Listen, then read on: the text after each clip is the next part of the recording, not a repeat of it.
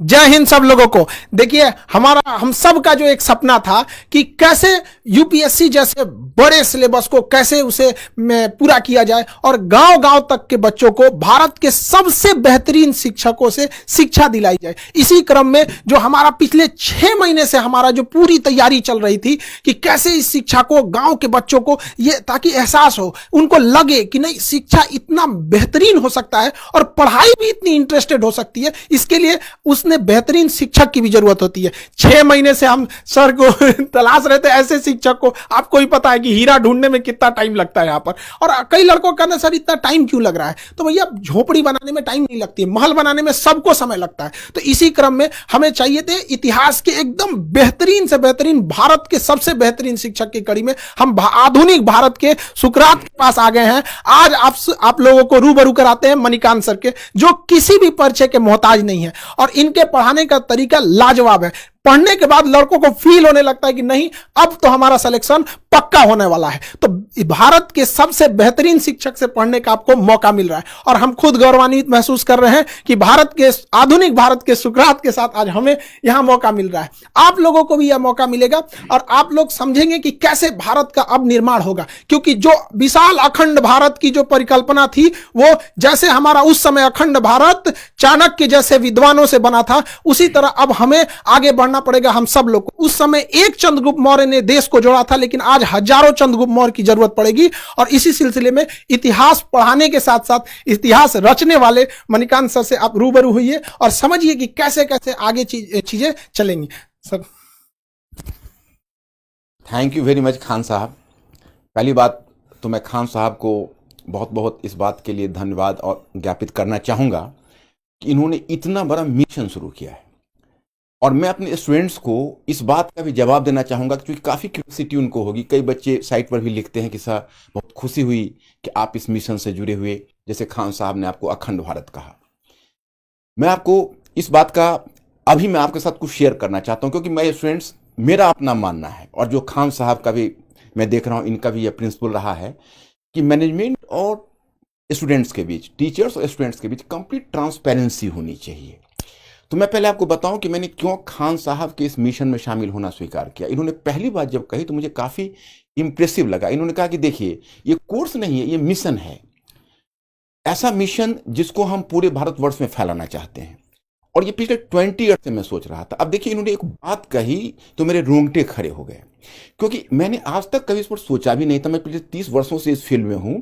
इतनी कम उम्र में ये आइडिया इनके दिमाग में कैसे आया? इन्होंने कहा कि अभी लगभग 5 लाख बच्चे यूपीएससी में अपियर होते हैं और हम उसके नंबर्स को 20 लाख अगर कर दें तो क्वालिटी ऑफ स्टूडेंट्स बदल जाएगा, कंपोजिशन ऑफ स्टूडेंट्स बदल जाएगा और रूरल अर्बन का डिवाइड भी समाप्त हो जाएगा जो यूपीएससी में बना हुआ। ये मुझे बहुत अपीलिंग लगी। मुझे लगा कि भाई इनमें इतना जज्बा है। 5 लाख से 20 लाख, 15 लाख का एडिशंस। अब ये तो यही बताएंगे कैसे करेंगे, लेकिन मुझे चूंकि बता चुके हैं तो मैं चाहूंगा कि भाई इन्हीं के मुख से आप सुने कि ये 5 लाख से 20 लाख कैसे करेंगे। सर का कहना है कि 5 लाख से, देखिए अभी लगभग 5 लाख लड़के यूपीएससी का फॉर्म भरते हैं, जिसके सबसे बड़े कुछ रीजन में है कि इतनी महंगी है यूपीएससी कि अगर आप सोचिएगा कि सस्ता में कहीं कर ले तो सर जैसे महान शिक्षक से पढ़ने का अवसर नहीं मिलेगा। और अगर सर जैसे महान शिक्षक से पढ़ने का मौका चाहिए तो आपके पास बहुत 2-3 लाख रुपए चाहिए। पहले के समय में एक ये था, सर जैसे कहें कि 20-30 साल से सर का भी ये सपना था कि अब देश बदलना है। तो इसी सिलसिले में अभी क्या है कि गांव के लड़कों को इतनी कम फीस में भारत के सबसे बेहतरीन शिक्षक से पढ़ने का जब मौका मिलेगा, मणिकांत सर जैसे शिक्षक से पढ़ने का मौका मिलेगा, तो नए नए लड़के जुड़ेंगे। और जो अभी 5 लाख लड़के फॉर्म भरते हैं, अब आने वाले समय में 20 लाख लड़के फॉर्म भरेंगे। तो जो पहले क्या था कि डीएम, एसपी, बड़े बड़े अधिकारियों का सिलेक्शन इन्हीं 5 लाख में होता था और ये जाके भारत के 140 करोड़ लोगों को कंट्रोल करते थे। अब क्या है, इसका दायरा बढ़ाना है ताकि ज्यादा से ज्यादा बेहतरीन लड़कों का सिलेक्शन हो सके। गरीब लड़का जो गांव में है, उसके पास पैसे नहीं है, तो इसका कोई अपराध नहीं है कि वो सर जैसे महान शिक्षक से न पढ़ सके। अब हम सारे लोग इसमें आगे बढ़ेंगे और ज्यादा से ज्यादा लोगों को यहां पे जोड़ा जाएगा ताकि देश निर्माण में आगे बढ़ाया जा सके। Sir, thank you very much Khan साहब। इतनी बड़ी बात और मेरे ऊपर बहुत बड़ी रिस्पॉन्सिबिलिटी गिरी। मैं एक चाहूँगा कि एक बहुत ही कर्मठ सिपाही की तरह इस मिशन को जरूर आगे बढ़ाऊं क्योंकि ये मैं पिछले 20 ईयर से, जैसा इन्होंने कहा, 20 ईयर से मैं सोच रहा था। दूसरी बात कि मैंने खान साहब एक अखंड भारत शब्द का बहुत ज़्यादा प्रयोग करते हैं, मेरे सामने भी किया। तो मैंने खान साहब से क्वेश्चन किया कि व्हाट डू मीन बाय अखंड भारत, आपको अखंड भारत से मतलब क्या है। तो खान साहब ने कहा कि देखिए इसके तो कई मतलब वैसे मैं निकालता हूं, लेकिन एक जो मेरा बड़ा मतलब है वो ये है कि जैसे वल्लभ भाई पटेल ने पूरे भारतवर्ष का एकीकरण किया था जब उन्होंने स्वतंत्रता के बाद उसका एक तरह से आप कहिए तो प्रिंसली स्टेट्स का जो देसी रियासत थे उनका विलय किया। लेकिन इंडिया एजुकेशनली बहुत डिवाइडेड रहा, बहुत डिवाइडेड रहा, और 16% साक्षरता मात्र 75% तक पहुंच गई। ये तो साक्षरता का हाल है, और शिक्षा का तो हाल मत पूछिए। इनका कहना है कि हम डिजिटल इस रेवोल्यूशन से हम पूरे इंडिया की एजुकेशन के इस फासला को तय करेंगे। भाई ये तो बहुत बड़ी बात है, इतनी कम उम्र में इतनी बड़ी बात इन्होंने सोची है। मतलब मैं तो चकित रह गया, और मैं सोचा कि भाई इस बस को मिस नहीं किया करना चाहिए, इसको जरूर आगे बढ़ाना चाहिए। और इतने बड़े मिशन में मैं और लोगों को भी कहूंगा, मैं सारे शिक्षक समुदाय से अपील करूंगा कि इस मिशन में आए। ये बहुत बड़ा मिशन होगा और इससे एक सेटिस्फैक्शन मिलेगा, हर आदमी को जीवन में एक मीनिंग मिलेगी। तो और दूसरा तो ये दो इनका मुद्दा रहा, और इसी वजह से मैं इस प्लेटफॉर्म पर हूं। तो मुझे लगता है कि मेरे स्टूडेंट्स लोग अभी मेरे इस क्वेश्चन का मतलब their question has already been answered. चलिए आप लोगों ने तो सुना होगा भाई, अभी मैं जुड़ा हूं और मेरे कुछ बंधुवर और भी अच्छे शिक्षक जुड़े हैं।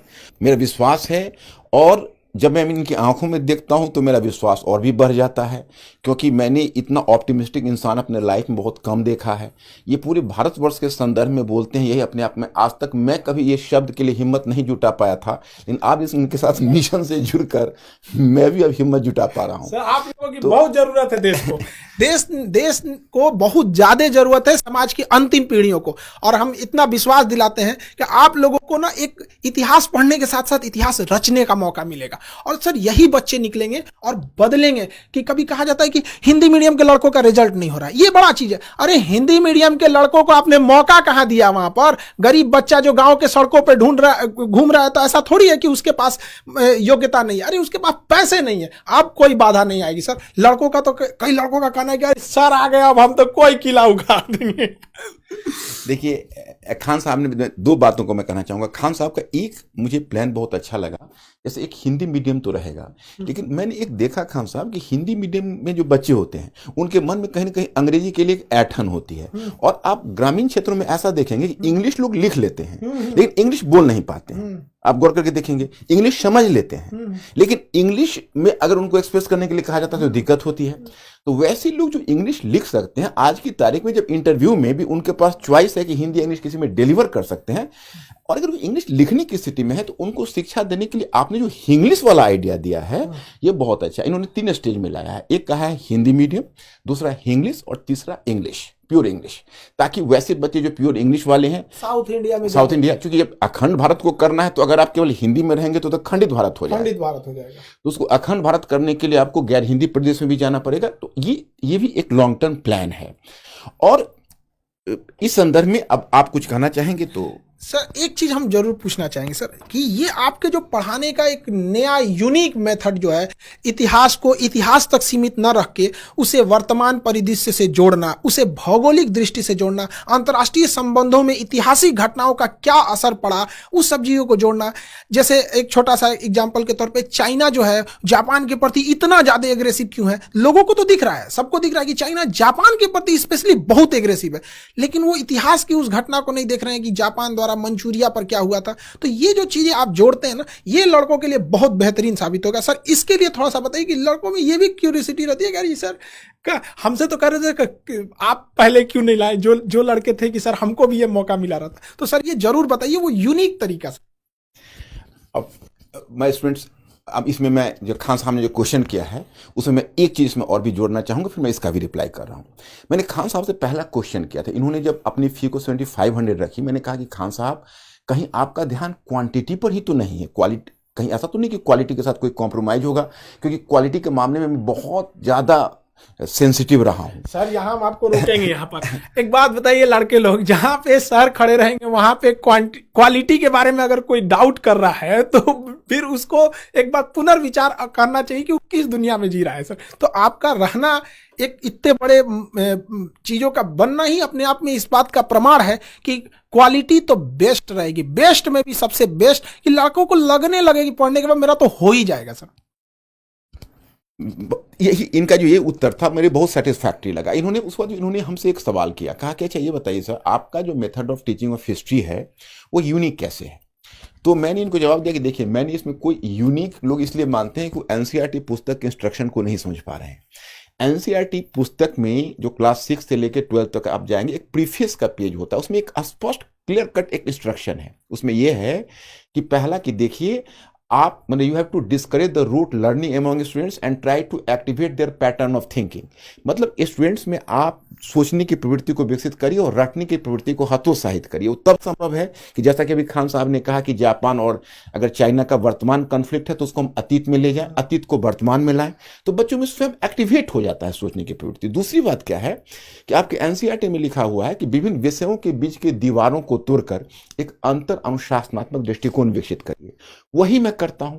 अब हिस्ट्री है तो हिस्ट्री को इंटरनेशनल रिलेशन से, इंटरनेशनल इकोनॉमी से, अब तो जो हमारी टीम है, अब हमारी जो टीम है, अपने और बंधुवर हैं, हम लोग साथ बैठेंगे, हम तो काफी एक्साइटेड हो रहे हैं कि हम इस पैटर्न को ही चाहते हैं चेंज करना। अभी यूपीएससी में खान साहब क्या हो रहा है कि अलग अलग बच्चे अलग अलग पढ़ते हैं विषय। नौबत यह है कि बच्चों की स्थिति उस तबले की तरह हो रही है जिसको अलग अलग लोग धुन बजा के चले जाते हैं। हम चाहेंगे वो सिंक्रोनाइज करे सारे ट्यून, और वो तभी होंगे एक टीम वर्क की तरह। जैसे आप वॉलीबॉल टीम देखते हैं, फुटबॉल टीम देखते हैं कि एक पास दे रहा है, दूसरा गोल कर रहा है, so that should be A complete team. तो मैं आपको बताऊं कि यह चीज इन्होंने मुझे कहा कि बिल्कुल ठीक है, ऐसे इसको ले चला जाए, और इस बात से काफी एक्साइटेड हुए। तो एकेडमिकली मुझे बहुत सेटिस्फैक्शन मिला इनके इस प्रोग्राम से।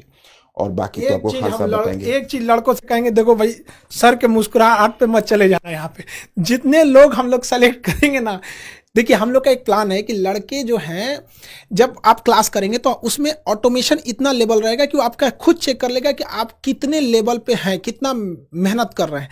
जब आपसे टेस्ट लिया जाएगा तो उसका रिकॉर्ड हमारे सर्वर पे रहेगा कि आप कितना अच्छे से टेस्ट देते हैं, कितने अच्छे से पढ़ते हैं।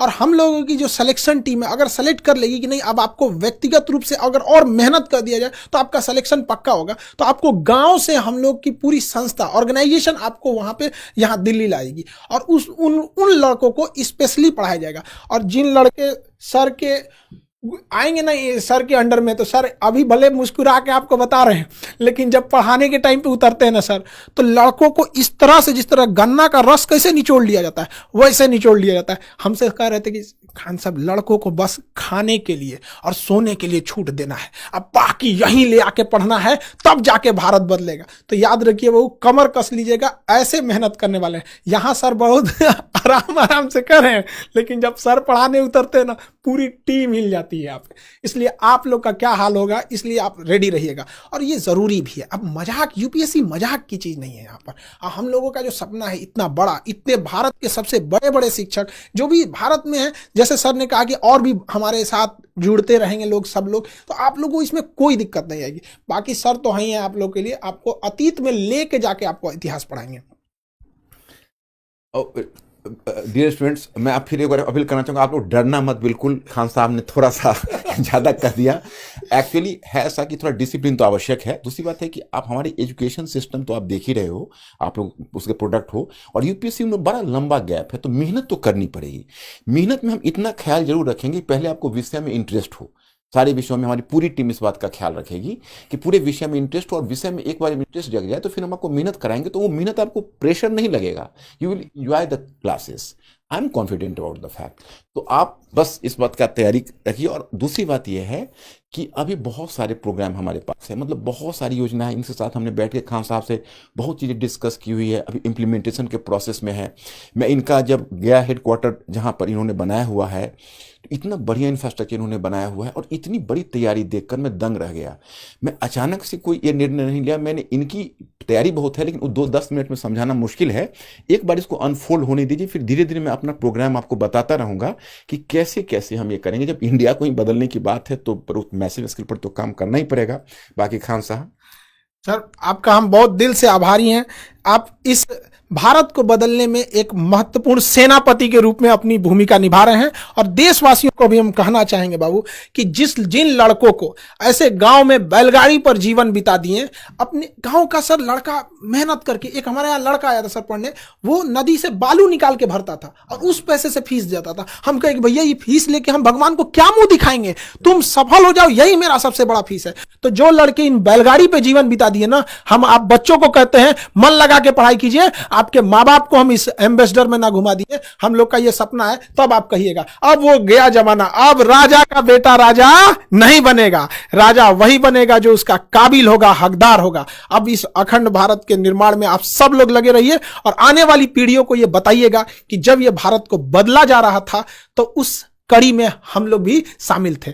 आई होप आप सबको समझ में आया होगा और बहुत जल्दी हम लोग इस चीजों को जुड़ते रहे। यूपीएससी बहुत बड़ी चीज है। अब इतनी कम 7 से 8 हजार की फीस में अब सोचिए 2-3 लाख वाले फीस को इतना सप्रेस किया गया। इसमें हम सर का भी बहुत बड़ा आभारी हैं, जो सर इतने बड़े मिशन में एक सेनापति के रोल निभाने के लिए आगे आए। अब बाकी आप लोग अपनी तैयारी के लिए अब निश्चिंत रहिए। अब गांव का हर एक लड़का पढ़ाई करेगा। इंग्लिश मीडियम वाले लड़के, आप लोगों के लिए भी सेपरेट बैच रहेगा। साउथ इंडिया के लड़कों को हम छोड़ कैसे सकते हैं? अखंड भारत में साउथ इंडिया छोड़ दे तो अखंड भारत कहाँ रह गया? वहां पे सबको जोड़ा जाएगा और हम कोशिश करेंगे इस व्यवस्था को और बेहतर निरंतर कैसे बनाया जा सके।